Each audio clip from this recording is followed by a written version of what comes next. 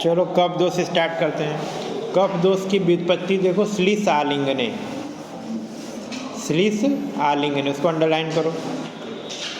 श्लीष आलिंगने धातु में मनिन प्रत्यय लगकर श्लेष्मन शब्द से श्लेष्मा शब्द की निष्पत्ति होती है। आलिंगन का क्या अर्थ होता है? दो या दो से अधिक वस्तुओं को संयुक्त करना या मिल जाना। तो जिसमें एक साथ जोड़ने का या परस्पर एक साथ मिलके कार्य करने का गुण होता है, उसको हम लोग श्लेष्मा कहते हैं। श्लेष्मा जहाँ भी होगा वो ज्वाइंट करने का कार्य करता है। ठीक। निरुक्ति देखो, केन जलेन फड़त इति कफ, अर्थात जिसकी उत्पत्ति जल महाभूत से हुई है, जिसमें जल महाभूत की अधिकता होती है या जल महाभूत से जो उत्पन्न हुआ है या जिसमें जल महाभूत की प्रधानता होती है, वह कफ कहलाता है। चक्रपाणी की एक टीका है, देख लो। कफस्य उपश्लेषक तत्वयुक्तम भवति, श्लेष्मा या कफ शरीर में क्रिया उत्पादक अवयवों को संयुक्त करने वाला मूल द्रव्य है। ठीक। पर्याय में देख लो, बलास, कफ और श्लेष्मा, ये कफ के पर्याय होते हैं। तीन चीज़ याद रखना, बलास, कफ और श्लेष्मा। तो बलास ज़्यादा इंपॉर्टेंट है, याद करके रखना। अब होता क्या, इंट्रोडक्शन देख लो जनरल। श्लेष्मा के द्वारा शरीर में जो भाव उत्पन्न किए जाते हैं वे शरीर के पोषण के लिए आवश्यक होते हैं। प्राकृत श्लेष्मा के द्वारा शरीर को जो पोषण प्राप्त होता है वह शरीर की पुष्टि, स्थिरता, दृढ़ता के लिए होता है। तो जहाँ भी कफज गुण बढ़ेगा या श्लेष्मा का प्रधानता होगा, वहाँ पे पुष्टि, स्थिरता और दृढ़ता, ये तीन चीज़ें आपको देखने को मिलेंगी जनरल कैरेक्टर में। शरीर के सूक्ष्मतम अवयवों में व्याप्त रहने वाला धातु रूप यह श्लेष्मा समअवस्था में रहते हुए शरीर का धारण करता है। सारे दोष यही करते हैं, समअवस्था में शरीर का धारण करेंगे। श्लेष्मा को शरीर के बल का आधार भी माना गया है, अर्थात शारीरिक बल की पूर्ति के लिए श्लेष्मा उत्तरदायी होता है। इसलिए चरक का एक कोटेशन आता है, प्राकृतस्तु बलम श्लेष्मा, यानी प्राकृत रूप में अगर कफ है तो वह बल कहलाता है। ठीक। बाकी आगे आओ नेक्स्ट पेज पे। कफ दोष का स्थान, कफ दोष का स्थान, सभी दोषों के स्थान बताए, विशेषतः कफ का दोष का स्थान हम लोग को पढ़ना है।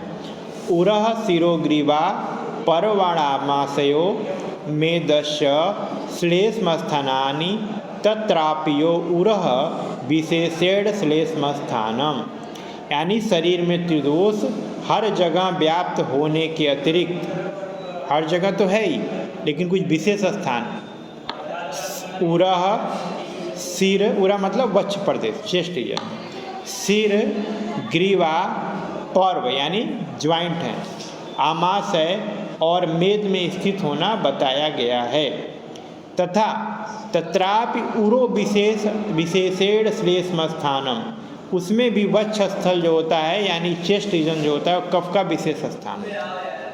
इनमें कफज डिसऑर्डर होते हैं, चाहे अस्थमा हो चाहे निमोनिया हो, सब प्राणवश होता है, तो दोनों लंग्स इन्वॉल्व हैं, तो विशेषतः वहाँ पे उत्तरदायी होता है। स्थान बताया गया है। सुश्रुत के ने क्या कोटेशन दिया ये भी याद कर लेना, आमाशय श्लेष्मण, आमाशय श्लेष्मण, और बाकी तो कुछ विशेष नहीं है, यही श्लोक याद करना है। फिर आता है कफ के गुण, कफ के गुण में याद करना है, चरक का याद कर लेना, गुरु शीत मृदु स्निग्ध मधुर स्थिर पिछिला, चरक सूत्र 1/61। अर्थात कफ गुरु होता है, शीतल होता है, मृदु होता है, स्निग्ध होता है, मधुर होता है, स्थिर होता है और पिछिल होता है, तथा इसके विपरीत गुण वाले द्रव्यों के उपयोग से कफ का नाश हो जाता है। ठीक। फिर आता है सुश्रुत का कोटेशन, ये भी देख लो, श्लेष्मा श्वेतो गुरु स्निग्ध पिच्छिल शीत एवच मधुरस्त्व विदग्धम स्यात् विदग्धो लवणम स्मृत, यानी बाकी तो ऊपर का नॉर्मल ये श्वेत है, गुरु है, स्निग्ध है, पिच्छिल, शीत है, मृदु होता है। यह प्राकृत अवस्था में मधुर और विकृत होकर लवण युक्त होता है, ये लाइन याद रखना में से। जो कफ होता है प्राकृत अवस्था में मधुर और जब विकृत अवस्था में क्या हो जाएगा, लवण युक्त हो जाता है। फिर आता है कफ के कर्म, जो हम लोग याद किए थे इन जनरल, वात का, पित्त का, कफ का, उसी तरह से कफ का भी है। देखो, स्नेहो बंध स्थिरत्वम च गौरवम वृष्टा बलम क्षमा धृति अलोभश्च कफ कर्म अविकारजम। श्लेष्मा शरीर को स्निग्ध बंध यानी कि संधि बंधनों में दृढ़ता प्रदान करती है, स्थिरता शरीर में स्थिरता लाती है, गुरुता लाती है, वृषता यानी पुंसत्व ले आती है, और बल का कारण होती है, बल का कारण होती है। इसके अलावा मानसिक गुण में क्या आएगा? क्षमा, जो कफज गुण जहाँ अधिक होगा उसके अंदर क्षमा होगा। धृति, धृति मतलब धैर्य होगा, और लोभी न होना। क्षमा धृति अलोभश्च कफ कर्म अविकारजम। क्षमा धृति अलोभश्च कफ कर्म अविकारजम। फिर आता है, ये भी याद कर सकते हो, ये लाइन याद कर लेना, इसलिए बल जब बताएंगे तो ये दोबारा श्लोक आएगा। प्राकृतस्तम बलम श्लेष्मा विकृतो मल उच्यते स च ओज स्मृति काये स च पापमोपदिश्यते। यानी प्राकृतस्तम बलम श्लेष्मा, प्राकृतस्तम बलम श्लेष्मा यानी प्राकृत रूप से श्लेष्मा शरीर का बल है, तथा विकृत होकर मल का रूप धारण कर लेता है। यही शरीर में ओज रूप में रहता है और विकृत होने पे रोग कहलाता है। तो प्राकृतस्तम बलम श्लेष्मा यानी अगर बल, कफ जो है प्राकृत अवस्था में तो बल कहलाता है, विकृत अवस्था में वही मल कहलाता है। सच ओज, उसी को हम ओज की भी संज्ञा देते हैं कुछ कंडीशन में, जब ओज आएगा तब क्लियर करेंगे। सच ओज स्मृता काय सच पापों उपदिश्यते, इसी को हम लोग पाप भी कहते हैं, पाप मतलब रोग भी कहते हैं। ये दोनों श्लोक याद कर लेना इंपॉर्टेंट है। फिर आता है कफ का भेद, नेक्स्ट पेज पे देखो। संधि संश्लेषण स्नेहन रोपण पूरण बल स्थैर्य कृच्छ श्लेष्मा पंचधा प्रविभक्तम, यानी कि यह 5 प्रकार में डिवाइड होता है। तो कैसे करेगा?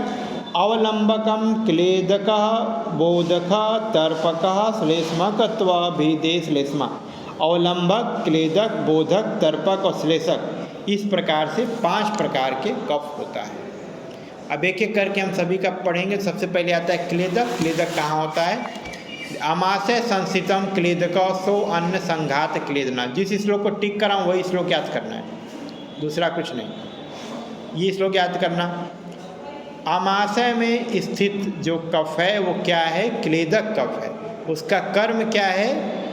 सो अन्न संघात क्लेदनात्, जो हम भोजन करते हैं उसके संग यानी वो जो सॉलिड पार्ट है उसको ब्रेक करके वो टुकड़े टुकड़े में बदलता है, हेल्प करता है उसमें।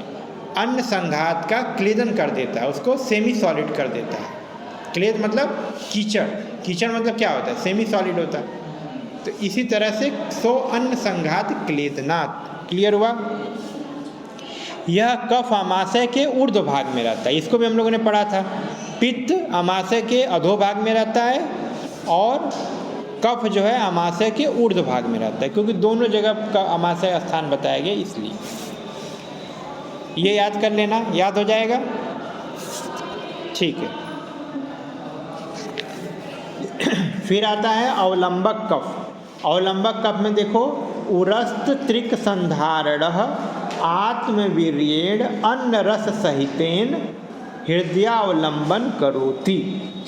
उरह प्रदेश में रहने वाला कफ त्रिक को धारण करता है। त्रिक मतलब जहाँ दोनों चीज़ें ज्वाइंट होती है, जैसे 2 आर्म हो गए, गर्दन हो गया, ये एक त्रिक हो गया।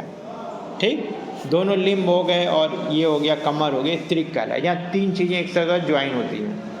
तो उरह प्रदेश में रहने वाला कफ त्रिक को धारण करता है और अन्न रस के साथ संयुक्त होकर हृदय की शक्ति से हृदय को सहारा देता है, वह अवलंबक कफ कहलाता है। तो उरस्त त्रिक संधारणम आत्मवीर्येणम अन्य रस सहितेनम हृदयावलंबन करोति, यह अवलंबक कफ का गुण। अब आता है बोधक कफ। बोधक कफ क्या होता है? जो जीवा मूल में रहता है। जीवा मूलम कंठस्थो जीव इंद्रिय सौम्यात् सम्यग रस ज्ञाने वर्तते। इससे रस का ज्ञान होता है। ये याद हुए ठीक है, नहीं तो जो आपको याद करना वो अष्टांग हृदय का याद करना है।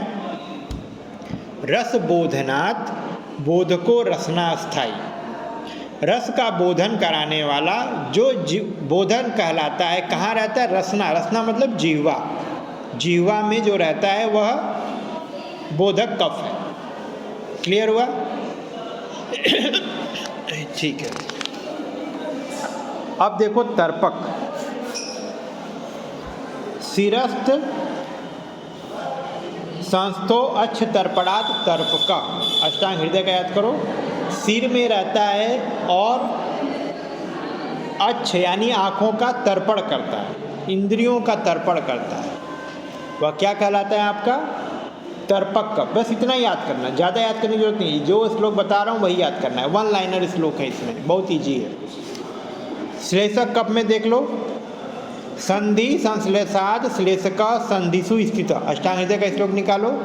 ये आपके अष्टांग हृदय में भी काम आ जाएगा, यहाँ भी काम आ जाएगा। जो संधियों में रहने वाला, पर्वों में रहने वाला, ज्वाइंट में रहने वाला, अस्थि और संधि को चिकना बनाए रखता है, वह क्या कहलाता है? श्लेषक कफ। ये हो गए आपके पांचों कफ के स्थान और उसके कर। अब आता है श्लेष्म वृद्धि का लक्षण। श्लेष्मा वृद्धो सौकल्यम शैत्यम स्थैर्यम गौरवम अवसाद तंद्रा निद्रा संध्या अस्थि विश्लेषश्च। श्लेष्मा की वृद्धि होने पर नेत्र और शरीर में क्या होता है? श्वेतता, शुक्ल वर्ण का कफ होता है, इसलिए सफ़ेदी आती है। शरीर में शीतलता आती है, पित्त बढ़ेगा तो गर्मी होगी, कफ बढ़ेगा तो शीतलता आएगी। नेत्र में स्थिरता है, क्योंकि कफ क्या होता है? स्थिर करता है, बंधन करता है। गौरव, भारीपन लगेगा। अवसाद यानी थकावट महसूस होगी। तंद्रा आएगी, निद्रा आएगी, संधि और अस्थियों में शिथिलता प्राप्त होगी। ठीक, ये हो गया श्लेष्मा वृद्धि का। श्लेष्मा क्षय का देख लो। श्लेष्मा क्षय रुक्षता अंतर्दाह आमाशयेतर श्लेष्मा शून्यता संधि शैथिल्यम तृष्णा दौर्बल्यम प्रजागरणम च। यानी शरीर में कफ का क्षय होने पर शरीर में रूखापन, आंतरिक अंगों में दाह, इसके अतिरिक्त दाह होगा, साथ में श्लेष्मा आशयों में शून्यता, जहाँ जहाँ कफ रहता है वहाँ वहाँ खालीपन महसूस होगा। ठीक, संधियों में शिथिलता और तृष्णा, प्यास अधिक लगेगी क्योंकि जो स्नेह शरीर का नष्ट हो रहा है, दुर्बलता और अनिद्रा के लक्षण उत्पन्न होते हैं। तो एक जगह नोट कर लो, निद्रा को लेकर के तीनों में वात पित्त कफ में दिया हुआ है। ठीक, जैसे वात वृद्धि से क्या होगा आपका? निद्रा नाश।